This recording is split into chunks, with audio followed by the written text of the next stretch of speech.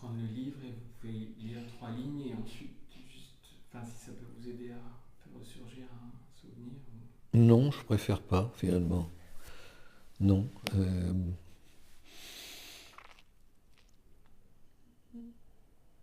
Oui, il y en a une. Il y en a une, c'est l'histoire du médecin de l'orphelinat, des enfants juifs du ghetto. Et ces enfants vont être déportés et ils sont aveugles. Et le médecin décide de les accompagner, partir avec eux. Et il raconte la manière dont ce cortège d'enfants qui traverse la ville, c'est quelque chose d'étonnant, de bouleversant, et c'est une vision, effectivement. Hein, quelque chose qui, sans doute, qui s'imprime dans la mémoire et de celui qui écrit et qui s'imprime ensuite dans la mémoire de ceux qui le lisent, bien qu'il n'ait pas assisté à la scène. Alors dans un registre moins grave, il y a un passage qui est, je crois maintenant, très connu, qui est un souvenir d'enfance, mais c'est remémoration d'une impression qui lui est donnée par un bol de fraises. Alors là, on est très proche de Proust, vraiment. C'est-à-dire qu'à travers la perception de ces fraises, c'est tout un monde qui se déploie, qui surgit et qui est son enfance. Et quand je dis son enfance, c'est toute son enfance. Hein. Ses parents, ses grands-parents, le lieu, le moment. Et d'ailleurs, je pense moins, en parlant de Proust, à la fameuse, trop fameux passage sur les Madeleines, qu'à un autre passage de la recherche où il est question de trébucher sur les pavés de la cour des Guermantes, parce que c'est le hasard, semble-t-il, qui est à l'origine de ce souvenir. Et la manière dont Appelfeld parle de ces bols de fraises est assez proche, je trouve, de ça. Ouais. Mais le fait qu'il s'agisse d'une sensation, c'est très important. Très important. Parce que on peut dire que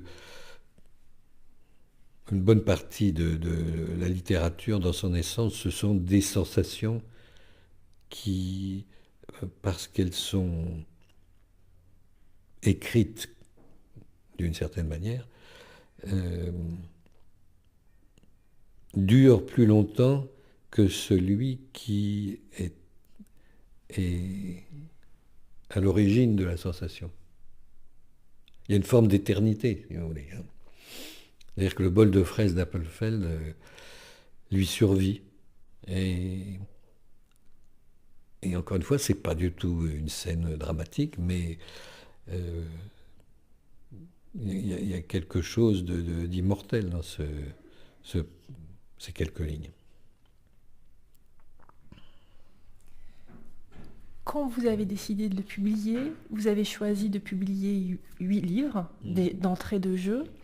Et ça m'a fait penser à Yigal Schwartz, son éditeur israélien, qui me disait qu'il avait compris assez tardivement que Aaron Appelfeld bâtissait une cathédrale, une sorte de ville ou de cathédrale dont chaque livre était un pan, une rue.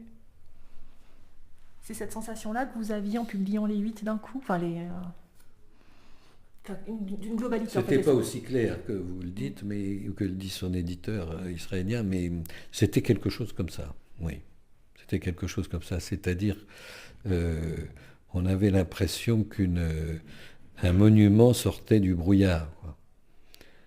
Et là, je parle aussi de livres qui avaient été publiés antérieurement en France, qui n'avaient eu que très très peu d'écho. Alors pourquoi?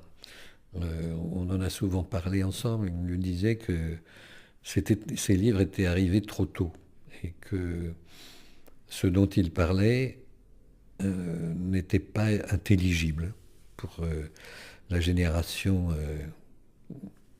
d'avant et que maintenant ça l'était.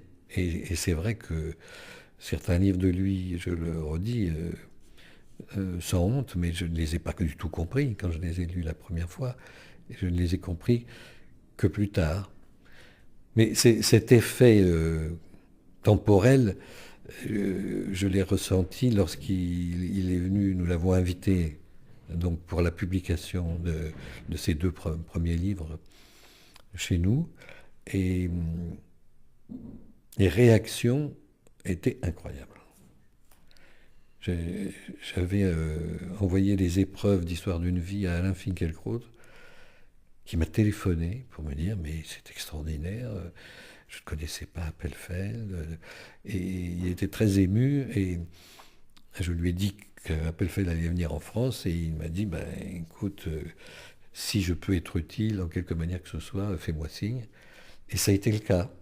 Ça a été le cas. On a été à Strasbourg avec Valérie Appelfeld, sa femme. Il y avait Elisabeth Lévy aussi qui était là. Je ne sais plus trop pourquoi. Enfin, on est allé à Strasbourg. C'était la librairie Kléber qui avait organisé cette rencontre dans une salle immense. Et j'étais un peu inquiet parce que je pensais que la salle serait évidemment pas remplie. Et alors, c'était fou, quoi. Il y avait des gens partout, assis sur le rebord des fenêtres, par terre, dans les allées.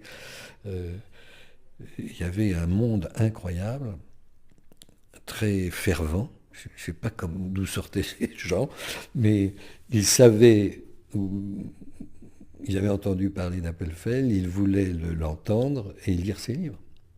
Et ça a été comme ça tout le temps. Tout le temps. Alors, qu'est-ce que ça veut dire? Encore une fois, oui, je pense qu'il avait raison. C'est que il a fallu du temps pour que ces livres entrent en résonance avec l'époque, avec ce que les gens pensaient, ressentaient. Et quand je dis les gens, je ne parle pas uniquement, évidemment, d'un public juif, hein, pas du tout. D'ailleurs, il était très fier de son succès en Italie. Et il m'avait raconté une fois qu'il avait été à une sorte de réunion de milliers de catholiques devant qui il avait parlé. Il était absolument enchanté. Les gens aussi, d'ailleurs, apparemment, d'après ce qu'il disait. C'est un écrivain universel, c'est ça que je veux dire. Mais la réception d'une œuvre ne se fait pas de manière comme ça au hasard. Ça correspond certainement à des lois qu'on connaît assez mal. Alors rétrospectivement, on peut toujours expliquer les choses de manière plus ou moins convaincante, mais c'est quand même resté pour moi, il y a quand même une part de mystère pour moi dans ce phénomène qui fait que un écrivain qu'on pensait oublier ou ignorer, subitement devient, il est partout. Alors je veux dire, c'est pas de la fausse modestie, c'est vrai que on a fait en tant qu'éditeur un effort énorme pour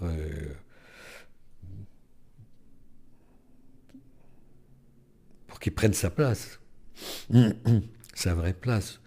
Mais je suppose que ces éditeurs précédents avaient essayé la même chose, puis plus ou moins, mais ça n'avait rien donné. et parfois même moins que rien.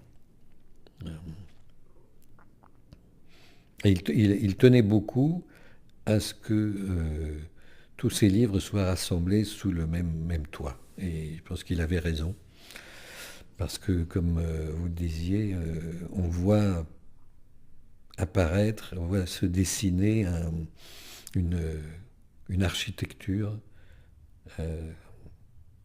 On voit que c'est vraiment une œuvre, c'est pas juste des livres les uns après les autres. Est-ce que vous l'avez vu, enfin, plutôt de quelle façon vous l'avez vu changer avec le temps? Vaste question.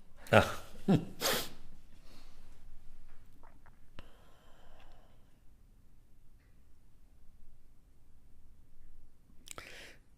Comment il a changé avec le temps? Il y a plusieurs réponses à cette question. Mais bien sûr, il y a un aspect physique, c'est-à-dire que avec l'âge, avec les années, il avait moins d'énergie. Il écrivait toujours sans arrêt, mais ça lui demandait plus d'efforts. Et puis bon, dans les dernières années de sa vie, il a été malade, donc il était très, très affaibli. Mais sur le plan littéraire, j'ai vu, on ne pouvait pas ne pas voir un changement. Et ce changement, c'était